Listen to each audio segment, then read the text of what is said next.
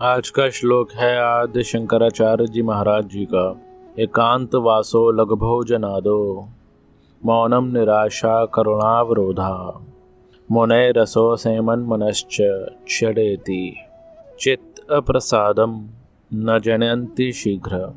एकांत में रहना, अल्पाहार, मौन, आश्चारहिता, इंद्रिय निग्रह और प्राणायाम, ये 6 साधन मुनि को शीघ्र ही अंतःकरण का प्रसाद प्राप्त करा देते हैं। ऐसा कोई दुख नहीं है कि जो यत्न करने से दूर ना हो, ऐसी कोई चीज़ नहीं है जो ठीक यत्न करने से प्राप्त ना हो, ऐसी कोई परिस्थिति नहीं है जो लगा रहने से आदमी पहुँचे नहीं। क्यों कि तुम्हारा मन उस अनंत ब्रह्मांड नायक चैतन्य से ही फुरफुराता है। सुबह की कहानी से तुम लोगों को ज्ञान होगा कि गोरखनाथ जी ने अपने वसंती शिष्य को कहा कि मिट्टी के पुतले बना, हजारों की संख्या में चाहिए और यही तेरे सैनिक होंगे। शिष्य को संदेह हुआ और गोरखनाथ ने कहा चिंता मत कर, संदेह मत कर, इनमें प्राण प्रतिष्ठा मैं कर दूंगा। कथा में तुमने सुना कि प्राण प्रतिष्ठा हुई और वो सेना तैयार हुई और नेपाल का उस समय का जो महेंद्र देव राजा अत्याचार करता था मच्छंद्रनाथ के शिष्यों पे, उनको जबरन बौद्ध बनाता था, उस पर चढ़ाई करवा दी। वो शरणागत हुआ। गोरखनाथ ने कहा कि मैंने तो इसको वचन दिया था कि मैं राजा बनाऊंगा, उसको तू गोद ले ले। महेंद्र ने स्वीकार कर लिया। वो महेंद्र देव ने वसंत को राज्य दिया बाद में, और वसंत को गोरखनाथ ने कहा कि मेरे साथ तू वचनबद्ध हो कि तू पक्षपात नहीं करेगा, दल बदली के दलदल में नहीं गिरेगा। ब्रह्मवेताओं के जीवन में या फिर श्रेष्ठ योगियों के जीवन में दल बदली नहीं होती, और जब तक तेरे कुल में गुरुओं का, मच्छंद्रनाथ का जय घोष होता रहेगा, आदर होता रहेगा, तब तक तेरे कुल राज्य करते रहेंगे नेपाल का। गुरुदेव आपकी आज्ञा है तो आपके ही नाम से हमारे कुल की विख्याति हो। आज से मेरे कुल का नाम आपके नाम से ही पड़ेगा। तब से गोरखा परंपरा चली गोरखनाथ जी के नाम से।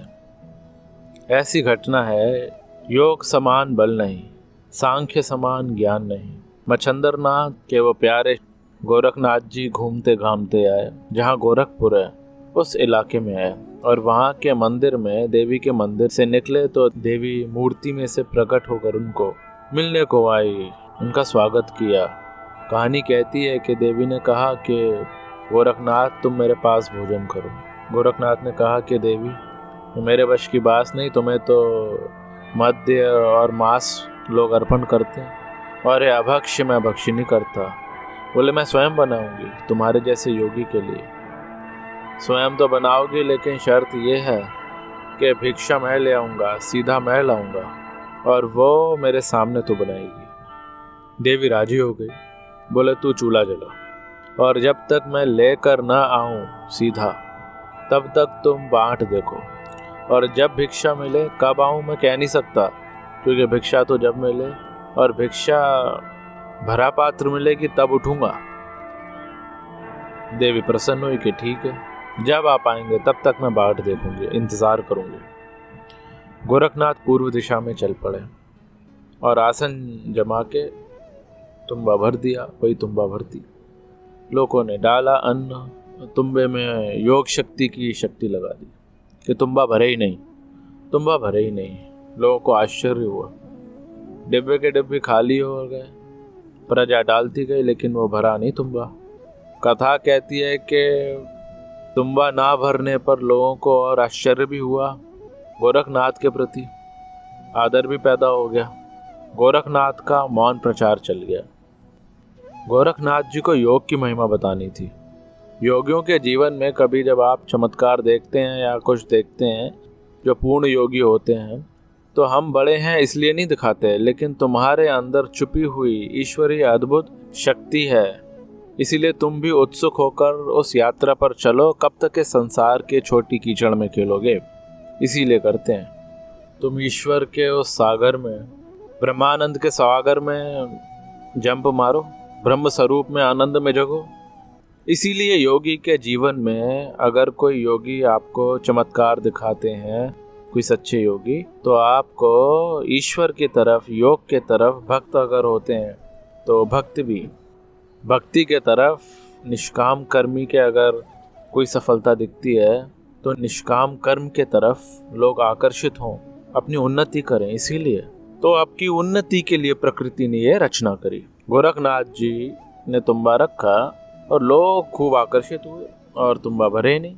आखिर में लोग योग की महिमा गाने लग गए और गोरखनाथ जी से बड़े प्रभावित हो गए। गोरखनाथ जी वहाँ से उठकर पूर्व दिशा में चले गए और वहाँ एक झोपड़ी खड़ी कर दी और अपने शिष्य को कहा कि जो तुम्बे में ज़रा सा भी अन्न है झोपड़े में डाल दे, और जिसको डालना है वो झोपड़े में डाल दे, झोपड़ा भर दे।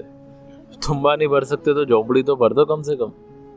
लोग बैलगाड़ियाँ भर भर के झोपड़े में डाले, लेकिन झोपड़े में भी वही, अब जैसे समुद्र में जितनी नदियाँ जाएं लेकिन पानी भरा रहता है। फिर गोरखनाथ ने घोषणा कर दी कि जो मोहताज लोग हों, ज़रूरतमंद हों अन्न के, जो दीन दुखियारे हों, लाचार हों, वो इस झोपड़े से अन्न ले जाएं। लोग बड़े प्रसन्न हुए। देने वाले डाल जाते और लेने वाले ले जाते, लेकिन वो हिसाब उतने का उतना रहता। चारों तरफ गोरखनाथ जी का, योग का खूब प्रचार हो गया, खूब। अब गोरखनाथ ने देखा कि अब यहाँ सुधार करने का मौका है। गोरखनाथ जी ने किसी को कहा कि तुम तो अन्न ले जाते हो, रख जाते हो, इससे भी कोई आगे की बात जानो। महाराज आगे तो क्या, हम तो ये चाहते हैं कि आप हमारे यहाँ पधारिए, भोजन करिए। जब झोपड़ा भी भरता नहीं, तुमड़ा भी भरता नहीं, तो आप स्वयं चलिए हमारे घर को, भोजन करिए। बोले तुम्हारे हम भोजन हम कैसे करें? तुम तो देवी को बलि चढ़ाने वाले, जीव हिंसा करने वाले, शराब चढ़ाने वाले माता जी को। वो माता जी चूल्हा जलाए हुए बैठी हैं। जब तक मेरा ये बर्तन भरेगा नहीं तब तक मैं वहाँ जाऊँगा नहीं, जब तक मैं जाऊँगा नहीं तब तक वो माता जी वचन दे बैठी हैं कि चूल्हा जलाती रहेगी, और चूल्हा जलाती रहेगी तो उसके कोप के भाजन तुम लोग हो जाओगे। इसीलिए अगर माता जी का कोप अगर ना पड़े तो तुम लोग मेरे आगे वचनबद्ध हो जाओ कि माता जी को अब शराब या मांस का बलि नहीं देंगे। और माता जी ने तो ये कहा कि मैं तो चाहती नहीं मांस, लेकिन वो अपनी अपनी भावना और कल्पना से कुप्रचार के शिकार होकर मेरे को देते हैं। मैं तो मांस और शराब का भोजन नहीं करती, मैं उससे संतुष्ट नहीं होती, लेकिन जो शराबी और मांसाहारी हैं उनको प्रलोभन देकर लोग बोलते हैं कि माता जी को अर्पण करो, ताकि वो थोड़ा समय नियंत्रित रहे और कम खाएं, प्रसाद समझकर बांट के खाएं, ताकि ये जीव हिंसा कम हो। इसलिए मैं उनकी मनोवांछा पूरी नहीं करती। उनका शुभ भाव, उनकी सेवा, उनका कोई पुण्य है जो उनको दे जाता है। फिर वो समझते हैं कि माता जी को बलि देने में, बकरा देने में या शराब देने में माता जी ने उनको सुखी कर दिया। ये बात नहीं, मैं उनसे संतुष्ट नहीं होती। ये तो वो प्रारब्ध फल से, प्रारब्ध वेग से पाते हैं। इसीलिए गोरखनाथ, मैं तो ऐसे मूर्खों को देखना भी पसंद नहीं करती, लेकिन अब दे जाते हैं, धर जाते हैं और करते रहते हैं। तुम्हारे जैसे जब आते हैं तो मैं प्रकट होकर आगता स्वागता करके भी प्रसन्न हो जाती हूँ। तो मैंने माता जी को कहा था कि अब मेरे लिए जो आप भोजन बना के खिलाने को तत्पर हैं, तो मैं जब तुमड़ा लेके भर के आऊँगा तब आप बनाओगे। तब तक आप चूल्हे के आगे बैठना और चूल्हा फूंकती रहना। तो चूल्हा झोंक रही है और आप मेरे को जब तक वचन नहीं दोगे तब तक तुमड़ा भरेगा नहीं, और तुमड़ा भरेगा नहीं तो मैं जाऊंगा नहीं, और मैं जाऊंगा नहीं तो माता जी के तो वही गुस्से के शिकार तुम होगे। प्रभावित तो हो चुके थे। सबने एक ही साथ कहा कि महाराज जो आप कहेंगे वही करेंगे। कहेंगे क्या कि बस माता जी को बकरे की बलि देना, पशु की बलि देना, हिंसा करना, ये सब बंद कर देंगे, शराब चढ़ाना बंद कर देंगे। तो लोग मान गए तो गोरखनाथ जी गए, माता जी ने उनको भोजन खिलाया और माता जी ने कहा कि गोरखनाथ जी आप यहीं रहिए। कुछ समय वहीं रहे। गोरखनाथ का प्रचार प्रसार हुआ। तो उसी इलाके को, उसी नगरी को फिर गोरखपुर नाम से लोग जानते हैं, जहाँ से गीता प्रेस की किताबें निकलती हैं गोरखपुर की। आपने देखी होंगी गीता प्रेस गोरखपुर की किताबें। तो ये साधना का सारा सामर्थ्य कहाँ से आया? तिब्बती जो लामा लोग होते हैं ना तिब्बत के, हिंदू, बौद्ध और चीन तीनों के मिश्रण को तिब्बत बोलते हैं। हिंदू संस्कृति के ग्रंथ, उसका अनुवाद और उसकी योग की कलाएं, बौद्धों की प्राणोपासना और तपस्या, और तिब्बत वहाँ के चीनियों की संस्कृति, उसके मिश्रण का जो बेट है उसको तिब्बत बोलते हैं। तिब्बतियन लामा होते ना, तिब्बतियन लामा। तो आज से 950 साल पहले एक प्रसिद्ध लामा हो गए जो 85 साल की उम्र में उन्होंने देह त्याग दिया। तो उनकी चिता जल रही है और जलती चिता कमल के फूल जैसी हो गई और उसमें से उठ के खड़े हो गए, बैठ गए और आखिरी उपदेश दिया। फिर लेट गए। फिर एक विशाल महल की आकृति में उनकी चिता बदल गई। वो पहले बहुत साधारण व्यक्ति था। उसका पिता जुआ खेलता था, खूब हार गया जुए में, चीन छोड़कर भारत की तरफ आया और वहाँ धंधा रोजी करके कुछ पैसे कमाए। उस समय लामा तो छोटे थे, 3 साल के थे। फिर 7 वर्ष की उम्र में तो उसका पिता चला गया। उसकी संपत्ति जो थी अपने भाई और बहन के हवाले कर दी। अब ये जब 15 साल के हुए तो इनकी माँ ने कहा अपने जेठ को, अपनी ननद को, कि हमारे जो पति संपत्ति छोड़ के गए हैं बच्चों के लिए, ये दे दीजिए। उन्होंने तो अपने नाम संपत्ति कर ली थी, हड़प लिया था। बोला संपत्ति काहे की छोड़ के गए हैं, हमने तुम लोगों को जिंदा रखा है, नहीं तो तुम लोग मर जाते भूखे। संपत्ति वंपत्ति कुछ नहीं, ऊपर से डांट दिया। तो माँ को दुख हुआ और बेटे को, 15 साल के बेटे को जब पढ़ाना लिखाना था तब लोगों ने कहा कि जब तुमसे ये लोग इतना धोखा करते हैं, इनका प्रभाव है, हम कुछ बोल नहीं सकते, तो हम चंदा करके तुम्हारे बेटे और बेटी की व्यवस्था कर देंगे। माई ने कहा नहीं, हम चंदा कर से हम नहीं जिएंगे, मैं अपनी मेहनत करके बेटे को पाल लूँगी और मेरी ननद ने और देवर ने जो किया है उसको ठीक सबक भी सिखाऊंगी, बदला लूँगी।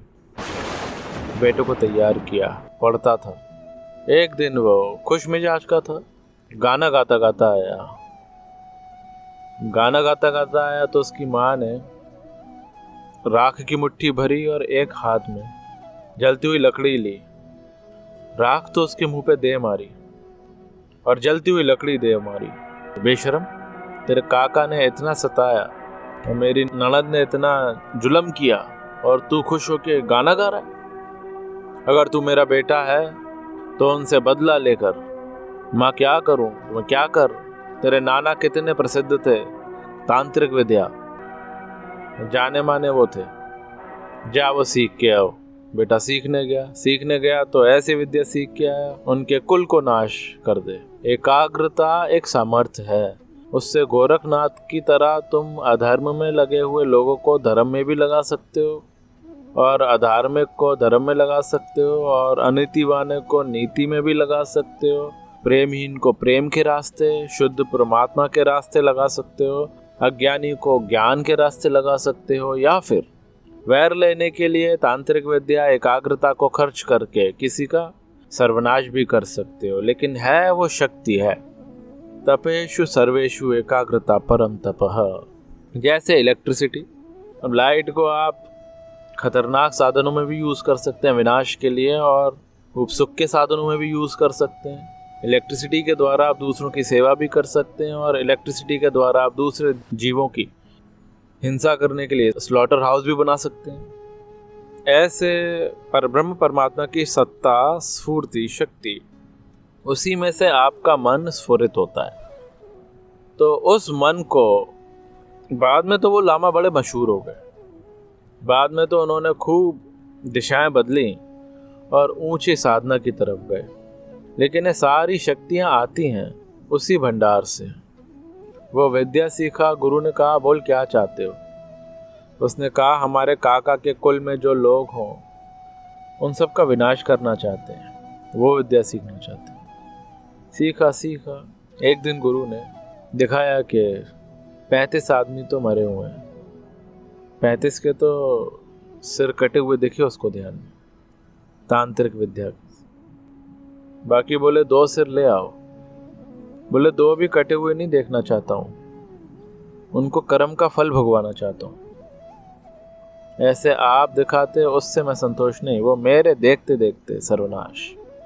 उनकी वहाँ कोई मजलिस हुई और उन्होंने तांत्रिक उपयोग से कि भाई छत गिरी और 35 आदमी दब के मर गए। उन दोनों ने जो अन्याय किया था उनको भी रिवा रिवा के मरना पड़ा, और अपने योग बल से उन्होंने ओलों की बरसात करके उनके खेत भी खराब कर दिए। ओलों की बरसात केवल उनके खेतों तक थोड़ी रहेगी, औरों के भी खेत नाश हो गए। तो भाई दुश्मनी लेने के लिए, वैर लेने के लिए जिसको आप दुख देते हो उसके इर्द गिर्द वालों को भी तो भाई भुगतना पड़ता है, उनको भी दुख पहुंचे। उसके पुण्य खत्म हो गए, नाश हो गए, अशांति हो गई, इसको ग्लानि हुई। वो मरे तो सही, बदला तो ले लिया, लेकिन अब इस विद्या से नहीं। फिर वो सच्चे गुरु की खोज में गया और खोजते खोजते वो अपने उस गुरु के पास पहुंचा जो गुरु भारतीय योग दर्शन से और भारतीय फिलॉसफी से प्रभावित थे। तिब्बत, तीनों का बेट, तिब्बत, बौद्ध, चीन और भारत। तो भाई उस गुरु की उसने बहुत प्रशंसा सुनी थी। उनका नाम था मिलेरप्पा। 950 साल पहले हुए वो लड़का मिलारेप्पा। तो वो गुरु की खोज में वहां गया और गुरु हल चलाता हुआ मिला। मिलेरप्पा ने कहा कि मुझे उस गुरु की दर्शन करना है। बोले दर्शन तो मैं कराऊंगा, लेकिन तू मेरा हल चला तो मैं तुझे दर्शन कराऊं। बोले हल चलाऊं? तुम बोले जो बोले मैं करूं, मुझे गुरु का दर्शन कराओ। हल चलाया, बताया कि वो मैं ही हूँ। चरणों पे गिर पड़ा कि मुझे दूसरों से वैर लेने की विद्या माँ ने सीखने को प्रेरणा करी, सीखी। 35 आदमी मार डाले, 2 आदमियों को रिबाते रिबाते मारा, लेकिन उससे मुझे शांति नहीं मिली। उससे और जीवन में अशांति और अंधकार आ गया। शक्कर खिला शक्कर मिले, टक्कर खिला टक्कर मिले। नेकी का बदला नेक है, बदों को बदी देख ले। ये दुनिया नहीं, ये सागर की मझधार है। औरों का बेड़ा पार कर तो तेरा बेड़ा पार है। बेटा तू औरों का बेड़ा पार करने की विद्या नहीं सीखा। बोले मैं आपकी शरण हूँ, मुझे आप ग्रहण करो, शिष्य बनाओ, मेरे को आप योग के रहस्य में दीक्षा दो।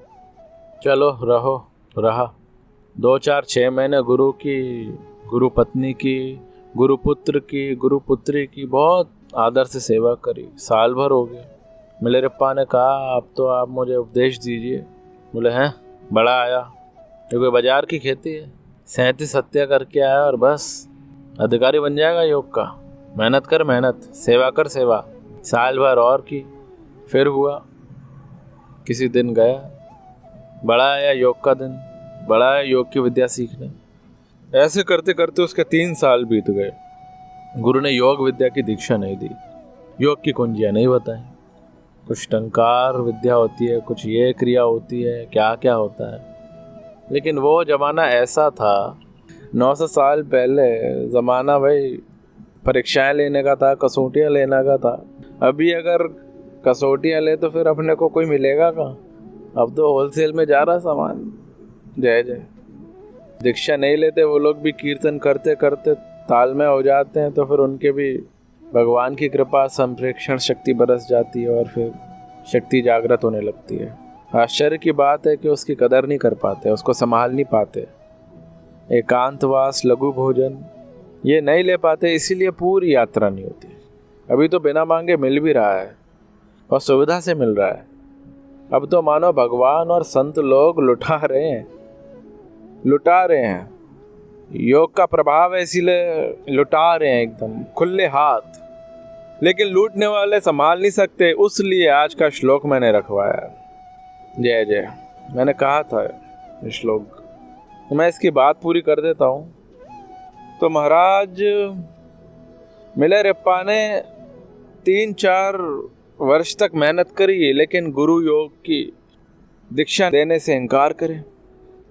गुरु पत्नी उसकी सेवा से बड़ी प्रसन्न हुई। मिलेरप्पा खिन्न होकर, कभी उदास होकर चले जाने का सोचे तो गुरु पत्नी उसको आश्वासन देती, धीरज सबका मित्र है, करी कमाई मत खो, ऐसा सिलसिला चलता रहा।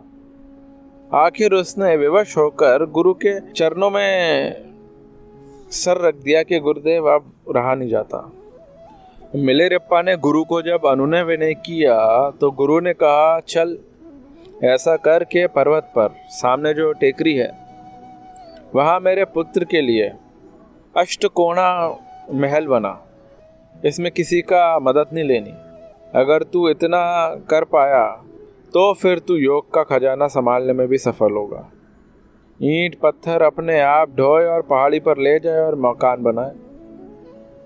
इसमें दूसरे शिष्यों ने 3-4 शिष्यों ने एक शिला उठाई और जो काम की थी वो कोने में लगवाई। एक मंजिला हो गया। गुरु ने कहा, ठीक नहीं है, इसमें दूसरे का सहयोग तूने ले लिया, तोड़ दे, हमको नहीं चाहिए सब। अब गोलाकार बना। गोलाकार बनाया, आधा बना, बोले ठीक नहीं बना।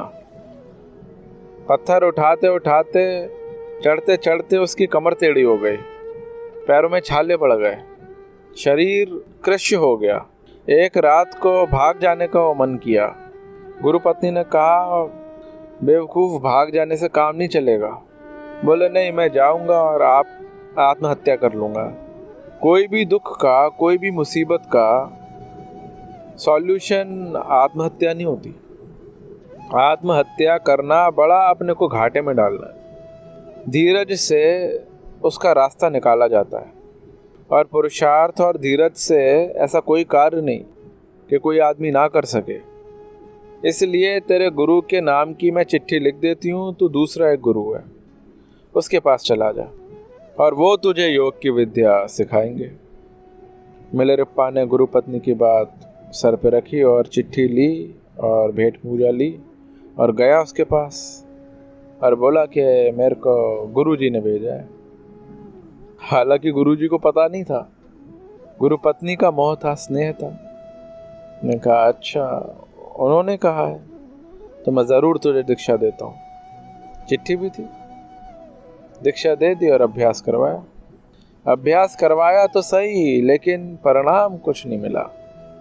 उसने कहा कि वो सिद्ध गुरु हैं, उनकी कृपा से तो मैं योग में सिद्ध हुआ और मैंने तेरे को दीक्षा देकर अपने देखते देखते अभ्यास कराया और तू सिद्धि को प्राप्त नहीं हो रहा है। सच बता, कुछ न कुछ तो तू गुरु का तेरे पे कुछ तो रोष है।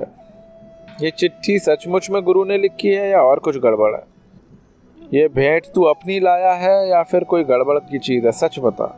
उसने कहा कि इसी तरह गुरु पत्नी ने गुरुद्वार से चुरा के दे दी, बस प्यार से। और गुरु जी तो नाराज थे, मैं भाग के आया। बोले, गुरु से भागकर तू 14 भवन में जाए तब भी सफलता नहीं होगी। शिव जी नाराज हो जाए तो गुरु की शरण है, लेकिन गुरु जी नाराज हो जाए तो शिव जी शरण नहीं देते। गुरु गीता में भी लिखा है, कबीरा वे नर अंध हैं, हरि को कहते और गुरु को कहते और। हरि रूठ है गुरु ठौर है, गुरु रूठ है नहीं ठौर। ये तो मेरे को भी तूने पाप में डाल दिया। ये तो मैंने तो उन्हीं से दीक्षा ली थी, तो मेरे गुरु हैं। जो सौगातें लाया था सब की सब उठा के उसने अपनी भी मिला के मिलेरप्पा और उसके गुरु, टेम्पररी गुरु, दोनों पहुँचे सदगुरु के चरणों में, जिसने भारत के तमाम आर्ष ग्रंथों की बड़े परिश्रम से खोज करके यहाँ से ले गए और उनके अनुसार अभ्यास किया। एकांत वासो लघुभोजनादो करके चित्त के प्रसाद को पाया था। ऐसी संस्कृति है आपकी, ये है सनातन धर्म। महाराज जब सौगातें धरी गई, पश्चाताप से भरकर मिलेरप्पा रोए और उस गुरु ने भी अपनी गलती व्यक्त करते हुए क्षमा याचना करी। तो गुरु ने कहा कि बेवकूफ़ों, मूर्खों, ये तो सब ले आया, लेकिन जो लंगड़ी बकरी जो पड़ी है तुम्हारे घर, वो तुम्हारे बाप की थोड़ी है। तू तन मन धन अर्पण करता है, लेकिन बकरी किसके लिए रखता है? रणछोड़ दास जी महाराज हो गए, वो कहते तन मन धन गुरु को अर्पण। ऐसा कहने वाले तो बहुत लोग होते हैं, लेकिन आंशिक कुछ कुछ अर्पण करने वाले होते हैं, लेकिन सचमुच तन मन धन के ईमानदारी से अर्पण कर देता है। तत्व ज्ञान होने में उसको देर भी नहीं होती।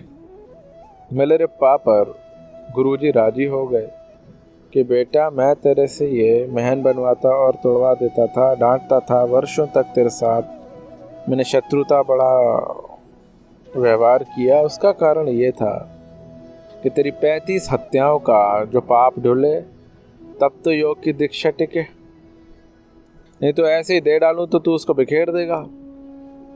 तेरी माँ मतलब गुरु पत्नी जो थी वो तो तेरी प्रशंसा करती थी तेरे मुंह पे, लेकिन मैं तेरे मुंह को चांटा मारता था, लेकिन दिल में तेरे को प्यार करता था। तू आया तभी भी मैं तेरे को मिलने के लिए खेड़ूत का रूप धारण करके आया और कहा कि अगर तू मेरे हिस्से का खेड़ दे तो मैं तुझे गुरु से मिला दूँ। तू मेरा शिष्य है और तू मेरे पास से ले सकेगा, बचा सकेगा। उसको बड़ा हर्ष हुआ। फिर गुरु ने योग की दीक्षा दी। मिलेरप्पा भी कोई साधारण व्यक्ति नहीं था। बैठा तो बैठा एकांत में, सिर पर दिया जला हुआ रख के योग का अभ्यास करे। जरा सा इधर उधर हो जाए तो दिया गिर जाए। जला हुआ दिया रख के एक बार तो बैठा 11 महीने तक बैठा हुआ, और उसे ऐसी अनुभूति हुई, ऐसा सामर्थ्य और शक्तियाँ और लोकांतर की अनुभूतियाँ और रास खुलने लगे कि उतना गुरु को भी अनुभव नहीं हुआ। गुरु और पिता हमेशा शिष्य को, पुत्र को अपने से ऊंचा देखकर खुश होते हैं। औरों को तो पिता हराता है, औरों को तो गुरु हराता है, लेकिन शिष्य के आगे या फिर पुत्र के आगे पिता अपनी हार देखकर खुश होते हैं। लेकिन मेरे से वो सवाया हो गया, अच्छी बात है। नेता में गुण नहीं होते हैं। कोई भी नेता अपनी कुर्सी से अपने फॉलोअर को ऊपर नहीं देख सकता। कोई भी ऑफिसर अपने से अपने नीचे वाले को देखने में संतुष्ट नहीं होगा, लेकिन पिता, माता, गुरु अपने पुत्र को देखने से अपने प्रसन्न होते हैं। फिर मिलेरप्पा को कहा कि बेटा अब जा हिमालय की शांत कंदराओं में और अभ्यास कर। और अभ्यास किया उसने। रिद्धियाँ सिद्धियाँ ये देवी देवता आने लगे। देवता लोग उनके दर्शन को आए। यक्ष गंधर्व किन्नर उसकी प्रशंसा करने लग जाए। देखा ये कीर्ति है, कीर्ति की भी ज़रूरत नहीं। ऐसा हुआ जो सोचे वो होने लग जाए। फिर भी कहा कि ये भी मनुष्य शरीर तक है, रिद्धि सिद्धियाँ भी अंतःकरण का धर्म, इससे भी पार। मुझे तो बोध को पाना है, मुझे तो चित्त के प्रसाद को पाना है, मुझे तो आत्म साक्षात्कार करना है। ये सामर्थ्य की मुझे लोगों को दिखाकर वाहवाही करें और फिर वाहवाही खत्म हो गई तो फिर ऐसे कैसे? नहीं महाराज, वो योग में भी सिद्ध हो गया और बोध के रास्ते चला।